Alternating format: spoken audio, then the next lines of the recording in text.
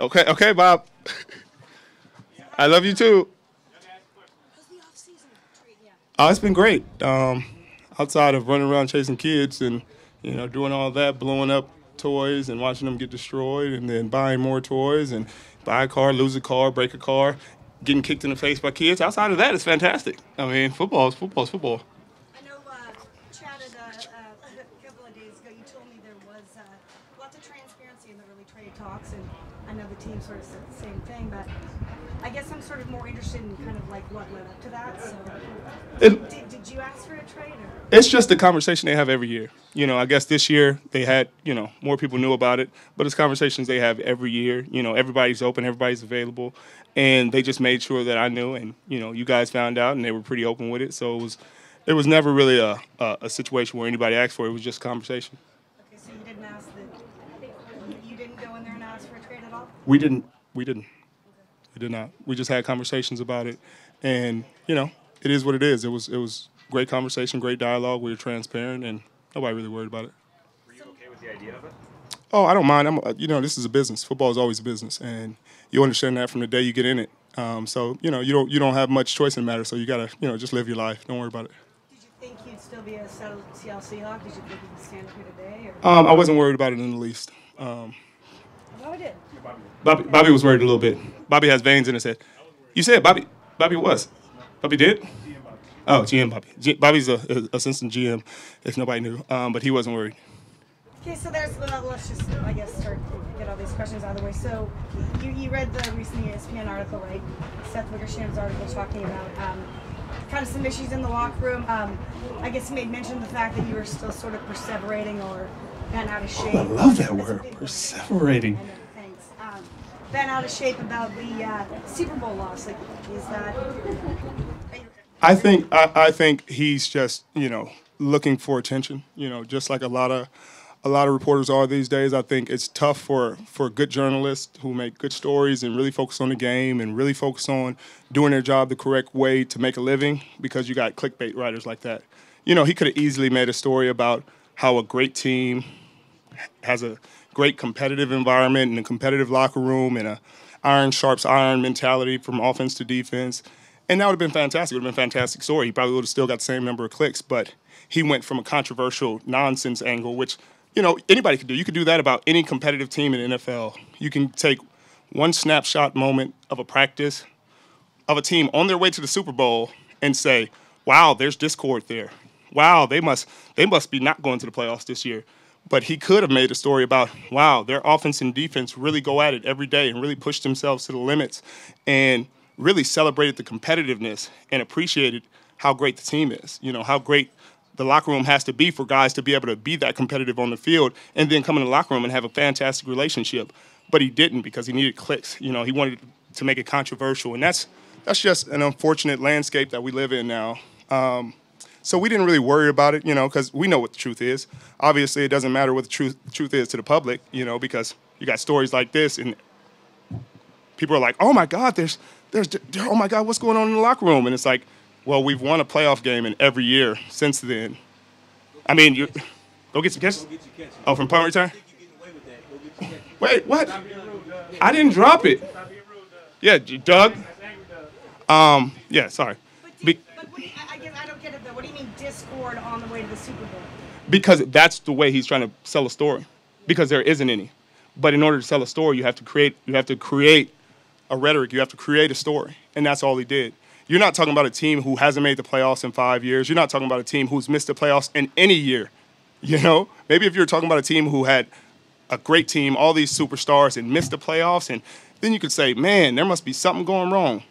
You're talking about a team that made the playoffs every year, but you have nothing else to talk about. You're in the offseason. You want to get your clicks. You want to make a crazy story. So you create a rhetoric, and nobody can stop you, because you can say, anonymous source said this, and say whatever you want. You can say, anonymous source and unnamed person said this, and it's all good. Nobody's ever going to question it.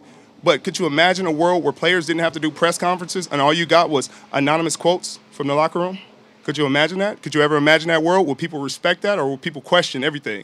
They'd say, oh, why couldn't he put his name on it? Every quote, every word, everything I say, everything we say as players, we put our name on it. we put our name on it, you could believe it as true because we said it. We had to put our name on it. We don't get a choice.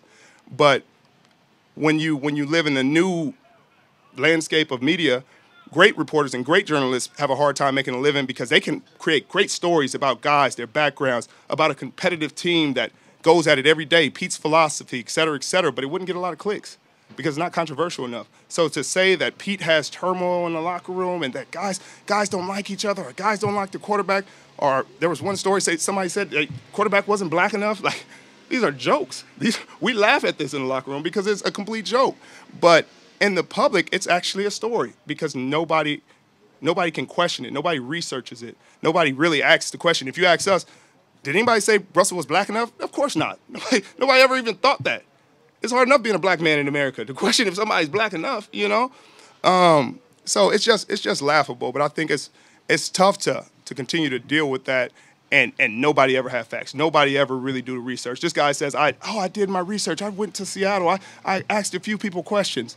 Well, we have our local guys and our local ladies here every day sitting in the locker room during the media period, sitting in the locker room every day, good, bad, or indifferent. Now, like any other family, do we have our arguments? Do we have our tough times? Of course. If I took a snapshot of you and your husband or your boyfriend or your brother arguing, and I went on and said, oh my God, there must be discord in their family. That must be a terrible family. I'd be a fool because it's short-sighted. But you take one snapshot of our locker room of a competitive environment with us on the field, and you create a whole story about it, and that's what's unfortunate. Richard, to clear it up, what is your relationship with Russell? It's fantastic. It's fantastic. I mean, we're teammates. It's like a family. It's like everybody else in the family. We fight for one another, just like I'm fighting for the other 52 guys out there. I'm fighting for him, and he's fighting for us. And we have a great appreciation for how tough our quarterback is and what he's played through.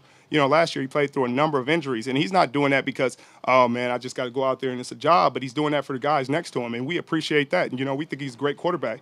But it doesn't matter what we say because it doesn't matter what we say. I mean, at the end of the day, because we can say that to the cows come home, but one guy says he has a story and he's heard a rumor about this, about somebody down the way saying something, and that's the truth. One of the claims in that story was that there's a perception that he's sort of treated with some level of favoritism. What's your take on that? The same. Just a made-up story. Because you could literally say that about any team, any quarterback. You could say, well, the Patriots probably think Tom Brady gets treated better than everybody else.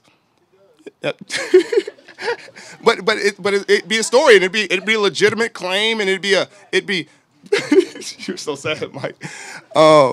But you can make a legitimate claim. You can make this exact same story, just about any of the teams in the playoffs and a couple that weren't in the playoffs last year.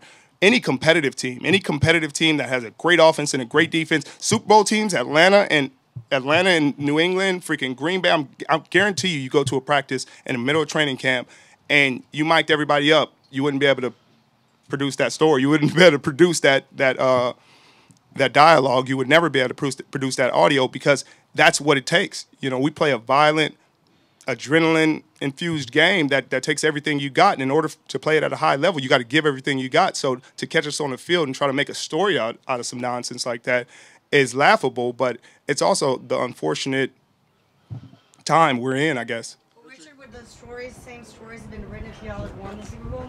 I don't know, probably, because if I can imagine what the story would have been if we hadn't made the playoffs. I mean, couldn't imagine what the story would have been if we had missed the playoffs after we lost the Super Bowl. I mean, we wouldn't have been the first team, and there have been teams since that have missed the playoffs after making the Super Bowl, and not a story's been written. Because it is what it is. It's football. It happens. It happens. You win some, you lose some, but for some reason, false rhetoric is something that follows our team specifically. Richard, independent of the Wickersham story, you had an encounter during the season, the Atlanta game, with Coach Richard on the sidelines. That was public, and your responses were public. And then in December against the Rams, you had the encounter with Bevel and Carroll. That was all public. By March, Pete Carroll said a lot of what happened with Richard was self-inflicted. What did he mean by that, and do you agree that those issues? He means I hold myself to a high standard, and I am a heart on the sleeve kind of player. So I'm competitive as all get out. That's what he means. He means I'm as competitive as anybody out there, and And at all times, I'm competing. At all times, I'm trying to win. At all times, I'm trying to push the envelope and push the limits. And has always been the case, publicly, privately, and elsewhere. So that's what he means. And it has never changed. It's never wavered. You know, at times it might have gotten kind of overblown. I might have gone over the top. But he understood where it was coming from, and so did my teammates. So, like I said before, you know, it's just the competitors. It's a competitive team. That's why my teammates still ride with me. They still ride or die, because good times and bad times, just like a family, just like any other family, you're gonna have good times and bad times. But you show your true colors through the good and the bad. And they ride with me through the good and the bad, and I ride with them through good and bad because we've been there. We're battle tested. Did you push in the Okay, I'm done with you. in the thing about pushing too far? Upon reflection, can you say that you went too far? I just said I might have gone over the top in some encounters, and I've talked to them. But at the end of the day, those are the only people I feel like I need to talk to. Richard Sherman said you got a brand new attitude entering this season. What do you think he means by that? It's like a brand new old attitude. It's like I'm taking it back. Back to win. Like I was a cold dude. I'm getting back to my ways.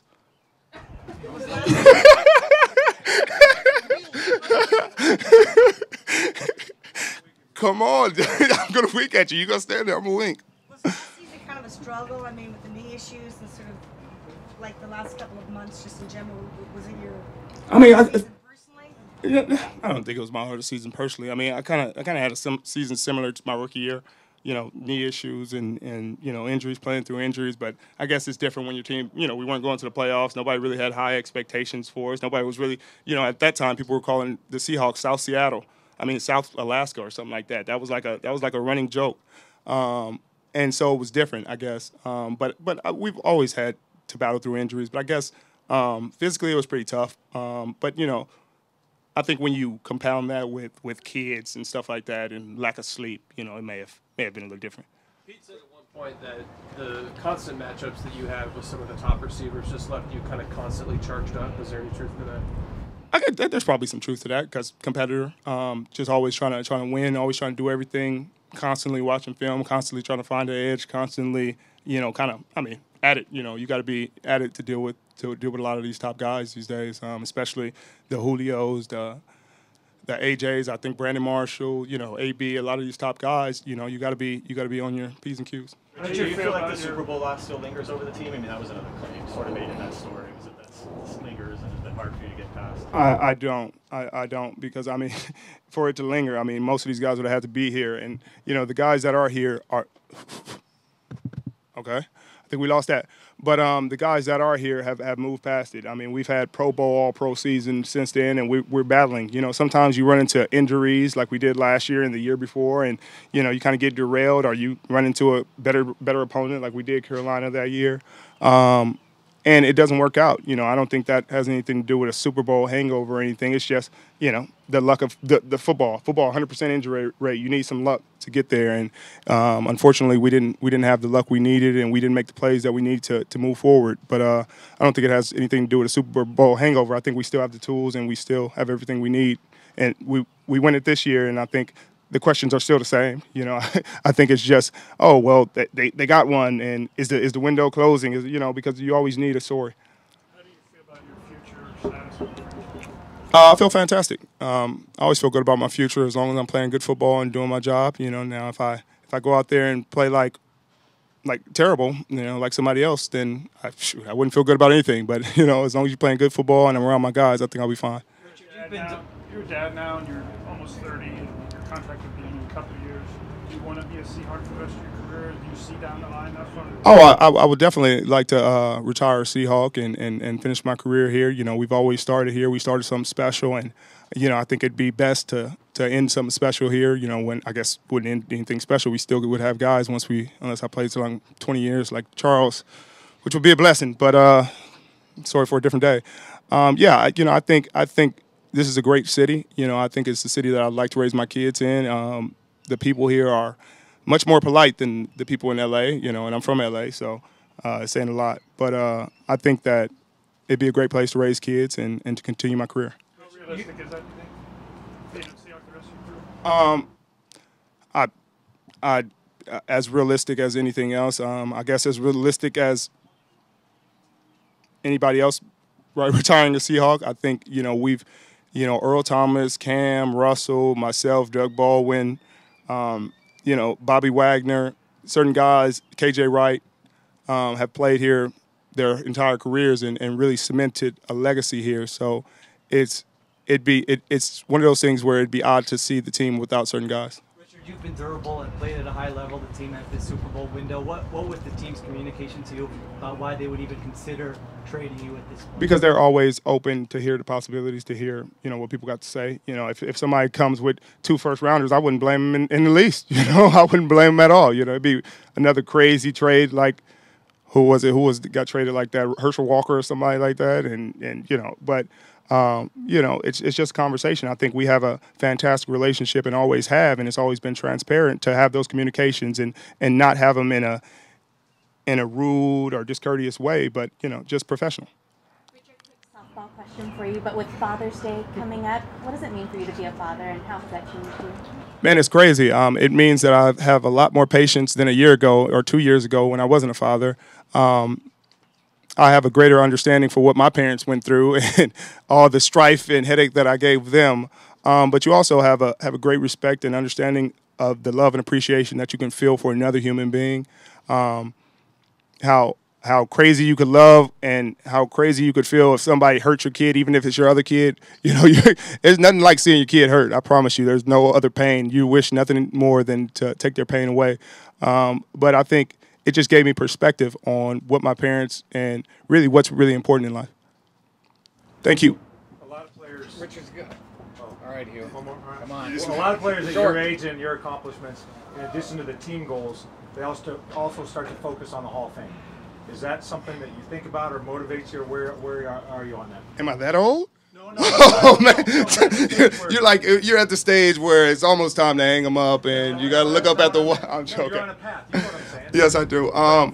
Honestly, I've always felt like if the moment you start looking back and start reflecting on what you've done is the moment it's time to hang them up. The moment you've felt like you've made it and you've arrived and you don't have anything else more to accomplish. That's the way I feel. And so I never think about it. I never stop to say, man, you've done some cool stuff, because I'm always looking forward. I'm always trying to do more. I'm always trying to compete more. We're trying to win more championships. We're trying to do more, especially with the talent that we have and the players that we have.